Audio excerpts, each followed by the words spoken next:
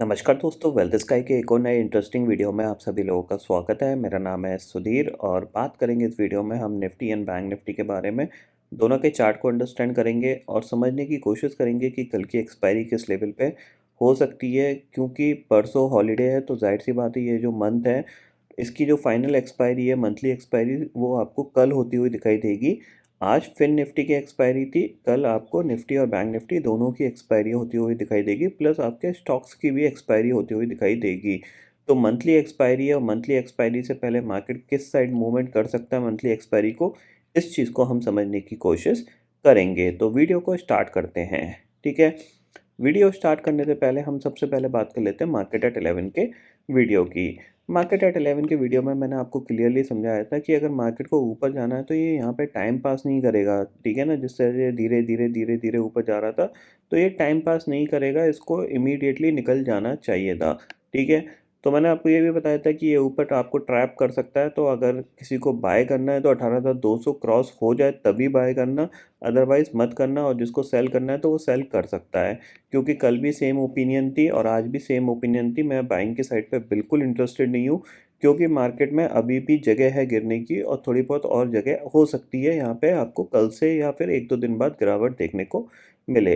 तो आप देख सकते हो हाई बना था आपका 18,200 का और ऑलमोस्ट जो लो बना वो आपका बना करीब करीब 18,080 का। ठीक है, जिसने टॉप से शॉर्ट किया था उसको काफ़ी अच्छा प्रॉफिट मिला होगा। यहाँ पे जो मैंने बाई की थी वो 18,100 की पुट बाय करी थी 18 रुपये पे, जिसको मैंने 41 रुपीज़ पे काटा था। और दूसरी जो थी वो 18,000 की पुट थी, क्योंकि मैंने बोला था नेगेटिव, अगर कुछ भी नेगेटिव बनता है तो मैं नेगेटिव ज़रूर प्लान करूँगा। 18,000 की पुट मैंने 8.5 रुपये पे ली थी, जिसको 17 रुपये पे मैंने काट दिया था। ठीक है, क्योंकि ये जो फॉल आया था इस फॉल में काफ़ी तेज़ी से प्रीमियम बढ़ा था और वो प्रॉफिट काफ़ी अच्छा रहा। यहाँ पे ये चीज़ समझ लीजिए। ठीक है, सेम चीज़ बैंक निफ्टी आपका टॉप पे एग्जैक्टली मैंने बोला था 43,000 के ऊपर जा तो रहा है, लेकिन सस्टेन नहीं कर पाएगा। और आपको जैसे ही ये ऊपर गया उसके बाद जो शार्प सेलिंग आई है आपको कंटिन्यूसली आती हुई दिखाई दी है। अब आज का जो होना था वो हो गया, कल क्या हो सकता है इसको हम अंडरस्टैंड करते हैं। देखो, कल एक्सपायरी है और नॉर्मली एक्सपायरी के दिन बड़े मूव आ जाते हैं, तो हम थोड़ा सा क्या करेंगे, नेगेटिव साइड पे प्लान करने की कोशिश करेंगे। छोटे से ऑप्शन हम लेने की कोशिश करेंगे, जो कि 18,000 की पुट है। प्लीज़ इसको ऐसे मत समझ लीजिएगा कि आप अपने पूरे अकाउंट के पैसे के ऑप्शन ले लें। थोड़ा सा आप प्लान कर सकते हो नेगेटिव, अगर कोई इंपॉर्टेंट लेवल ब्रेक होता है। वो इंपॉर्टेंट लेवल क्या होगा उस चीज़ को मैं आपको समझाने की कोशिश करता हूँ। हो सकता है कल मार्केट आपका नेगेटिव साइड पे ट्रेंडिंग हो जाए, क्योंकि पॉजिटिव तो ये जा नहीं पा रहा। तो पॉजिटिव साइड पे ट्रेंडिंग यानी पॉजिटिव साइड पे हम कोई भी काम नहीं करेंगे। हम कोशिश करेंगे अगर कोई भी इंपॉर्टेंट लेवल ब्रेक होता है जो मैं अभी आपको बताने जा रहा हूँ, अगर वो लेवल ब्रेक होते हैं तो हम नेगेटिव ज़रूर प्लान करेंगे। ठीक है, इतना आपको समझ में आ गया। तो सबसे पहले हम देखते हैं ऑप्शन चेन डाटा। ठीक है, ऑप्शन चेन डाटा हम क्यों देख रहे हैं, क्या अंडरस्टैंडिंग है? जिन लोगों को समझ में आता है वेरी गुड है, जिन लोगों को नहीं समझ में आता है तो वो थोड़ा सा अपनी और ओन एनालिसिस कर लें तो ज़्यादा बेटर रहेगा। ठीक है, मैं बेसिकली ऑप्शन चेन डाटा इसलिए देखता हूँ क्योंकि उससे मुझे ये पता चलता है कि रेजिस्टेंस मार्केट के लिए कहाँ पे क्रिएटेड है, और अगर वो रेजिस्टेंस के पास मार्केट जा रहा है तो मेरे लिए ईजी होता है ट्रेड डालना, या फिर कोई इंपॉर्टेंट सपोर्ट ब्रेक हो रहा है तो मेरे लिए ईजी होता है ट्रेड डालना। तो इसीलिए मैं ऑप्शन चेन डाटा देखता हूँ यहाँ पे, और काफ़ी हेल्पफुल रहता है अगर आपको समझ में आता है तो। अदरवाइज़ बंदर न जाने वो वाली कहानी जो अभी है वो वाला खेल हो जाता है। ठीक है ना, सिंपल ही चीज़ है, आपको जो चीज़ समझ में आती है वो ज़्यादा आपकी मदद करेगी रेदर देन आप सब कुछ डाटा लगा लो स्क्रीन पे। उससे अच्छा ये है कि आप इसको समझ लो, ये काफ़ी हेल्पफुल रहता है। ठीक है, तो करेंटली आप देख सकते हो जो 18,200 की कॉल है वहाँ पे 1,36,00,000 का ओपन इंटरेस्ट खड़ा हुआ है। 18,100 की कॉल पे भी 1,34,00,000 का ओपन इंटरेस्ट खड़ा हुआ है। 18,000 की कॉल पे सिर्फ 28,00,000 का ओपन इंटरेस्ट दिख रहा है। इसका मतलब क्या है? इसका मतलब ये है कि 18,200 आपके लिए एक स्ट्रॉन्ग रेजिस्टेंस है, क्योंकि यहाँ पे बिल्कुल भी पुट राइटर्स नहीं है। तो इसका मतलब ये है कि जब पुट राइटर्स नहीं है तो मार्केट ऊपर ले जाने में पुट राइटर्स को बहुत मेहनत करनी पड़ेगी, क्योंकि कॉल राइटर और पहले से ही यहाँ पे बैठे हैं। एक ही कंडीशन में मार्केट ऊपर जा सकता है कि क्योंकि कॉल राइटर्स को ऑलरेडी यहाँ पे कॉल पे प्रॉफिट मिल रहा है, क्योंकि सिर्फ ये 15 रुपये की रह गई है। ठीक है, तो होगा क्या कि अगर मार्केट को यहाँ से ऊपर जाना है तो ज़ाहिर सी बात है इनकी शॉर्ट कवरिंग की वजह से ही मार्केट ऊपर जाएगा। बट ऊपर जाने के लिए बैंक निफ्टी को भी ऊपर जाना पड़ेगा, निफ्टी को भी ऊपर जाना पड़ेगा।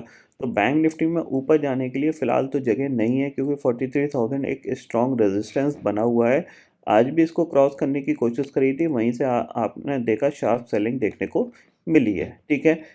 तो इसका मतलब क्या है, तो ज़ाहिर सी बात है इसका मतलब ये है कि अगर कॉल राइटर्स को फर्दर और प्रॉफिट कमाना है तो उनको कहाँ शिफ्ट होना पड़ेगा, नीचे की साइड पे कॉल राइटिंग में शिफ्ट होना पड़ेगा, जो कि 18,000 की कॉल है। तो यही इंडिकेशन हमारे लिए कल काम करेगा। अगर 18,000 की कॉल पे यहाँ पे ओपन इंटरेस्ट बढ़ना स्टार्ट होता है, मीन्स मान लीजिए अभी ये 28 लाख का ओपन इंटरेस्ट है और कल मार्केट खुलता है, मार्केट खुलने के बाद यहाँ पे 50 लाख का, फिर 70 लाख का, फिर 80 लाख का, ऐसे ओपन इंटरेस्ट बढ़ता जाता है। तो यहाँ पे एक्सपेक्टेशंस रहेगी कि मार्केट नेगेटिव साइड पे ट्रेंडिंग हो सकता है, क्योंकि इम्पॉर्टेंट लेवल ब्रेक होगा। ये चीज़ आप क्लियरली समझ लीजिए, ठीक है। फिर यहाँ पे ऑलमोस्ट पोट्राइटर ट्रैप होंगे, इनके अनवाइंडिंग का प्रेशर मार्केट को नीचे ले जा सकता है। ये पॉइंट आप क्लियरली ध्यान में रखिएगा, ठीक है। चार्ट पे चलते हैं, चार्ट को अंडरस्टैंड करते हैं। तो सबसे पहले मैं यहाँ पे देखो 15 मिनट का टाइम फ्रेम लगाता हूँ। 15 मिनट में आपको क्लियरली दिखाई देगा कि एक पर्टिकुलर मार्केट स्टिल अभी एक रेंज के अंदर ट्रेड कर रहा है पिछले कुछ दिन से, ठीक है। आपका ये ट्रेडिंग सेशन रेंज में रहा, ये वाला ट्रेडिंग सेशन रेंज में रहा, कल का ट्रेडिंग सेशन रेंज में रहा, आज का ट्रेडिंग सेशन रेंज में रहा। तो लोअर साइड एक इम्पॉर्टेंट लेवल है, अगर वो ब्रेक होता है तो चांसेस वेरी है कि ये नेगेटिव साइड पे ट्रेंडिंग हो सकता है, या फिर आपको एक शार्प सेलिंग देखने को मिल सकती है। वो लेवल कौन सा है, ये लेवल है जो कि आज का लो आप लगा सकते हो, ठीक है। आज का लो आपके लिए एक इम्पॉर्टेंट लेवल है। अगर ये ब्रेक होता है, या फिर आप चाहो तो ये चैनल बना सकते हो। अगर ये चैनल ब्रेक होता है, यानी 18,070 के नीचे निफ्टी ट्रेड करना स्टार्ट करता है, तो हम यहाँ पे एक बार सेल करके काम करेंगे। पहला टारगेट हमारे पास सीधा सीधा है 18,018 का, और जैसे ही ये टारगेट ब्रेक होता है तो नेक्स्ट जो टारगेट है वो है हमारे पास सीधा सीधा अराउंड 17,950 का, ठीक है। 950, अगर 950 तक भी गया तो चांसेस वेरी है कि ये टारगेट भी आपको देखने को मिल सकता है 17,900 का, ठीक है। इतना समझ में आ गया। यानी आपके लिए जो इम्पोर्टेंट लेवल है वो आपके पास क्या है कल के लिए, 18,070 का। 18,070 के नीचे या फिर 18,050 के नीचे ये ट्रेड करना स्टार्ट करता है तो हम सेल करेंगे। पहला टारगेट हमारे पास सीधा सीधा 18,000 है। 18,000 ब्रेक होता है तो नेक्स्ट टारगेट हमारे पास 17,950। तो ये 100 पॉइंट का टारगेट हमें मिल सकता है, पहली चीज़। दूसरी चीज़ है, अगर मैं ये सारी लाइनें हटाता हूँ तो 15 मिनट का टाइम फ्रेम स्टिल लगा हुआ है यहाँ पे। तो अगर आप देखोगे ये लो बनाता है यहाँ पे निफ्टी का, ठीक है। और ऑलमोस्ट ये एक ट्रेंड लाइन है जो इस लो के आसपास मैंने खींच रखी है, ठीक है।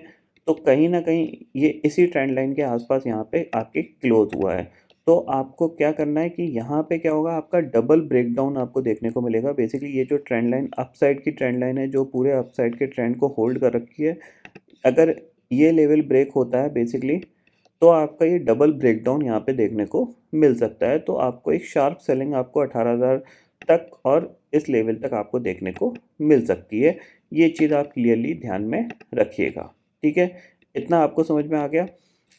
ऊपर की साइड रेजिस्टेंस के तौर पे आपके पास जो होगा वो होगा 18,150। इसके आसपास अगर दोबारा से खुलता है तो यहाँ से ये दोबारा से शार्प सेलिंग में नीचे आ सकता है। ये चीज़ आप क्लियरली ध्यान में रखिएगा।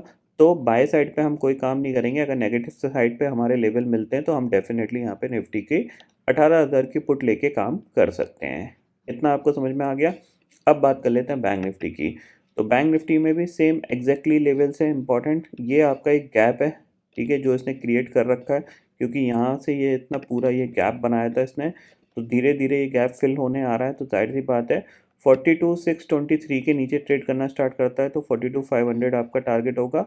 और जैसे ये लेवल ब्रेक होता है तो नेक्स्ट टारगेट आपके पास जो है वो है आपका 42,400 का, ठीक है। इतना आपको समझ में आ गया यहाँ पे। अगर मैं 15 मिनट का टाइम फ्रेम यहाँ पे लगाता हूँ, तो यहाँ पे भी एक इम्पॉर्टेंट ट्रेंड लाइन थी जिसका ऑलरेडी इसने ब्रेकडाउन,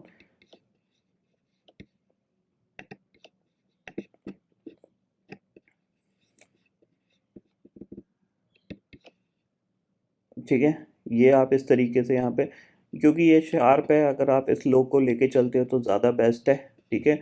चाहे आप इस लो के आसपास अगर लेके जाते हो तो ये एक ब्रेकडाउन भी यहाँ पे ऑलरेडी दे चुका है, क्योंकि इसने इसी लेवल के आसपास रेजिस्टेंस लिया है।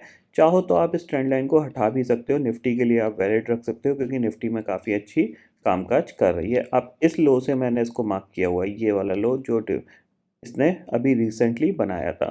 तो कल के लिए आपको सिर्फ इतना सा ध्यान रखना है कि एक तो 42,500 आपके पास एक राउंड फिगर है, तो मार्केट कहीं ना कहीं इसके आसपास एक्सपायर होने की कोशिश कर सकता है। तो जाहिर सी बात है, आपके पास क्या है कि अगर ये 42,600 के नीचे जाता है तो फिर आपके पास जो नेक्स्ट टारगेट है वो आपके पास सीधा सीधा जो ओपन होगा वो आपका ये लो ओपन होगा जो कि बैंक निफ्टी ने बनाया था।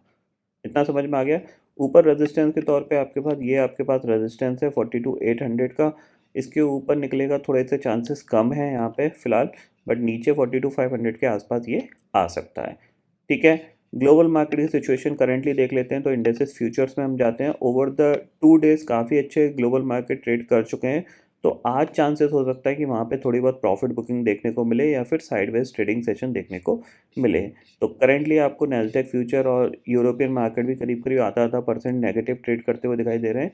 डाउ फ्यूचर भी करीब 62 पॉइंट नेगेटिव है, नैस्डैक फ्यूचर भी करीब 41 पॉइंट नेगेटिव है।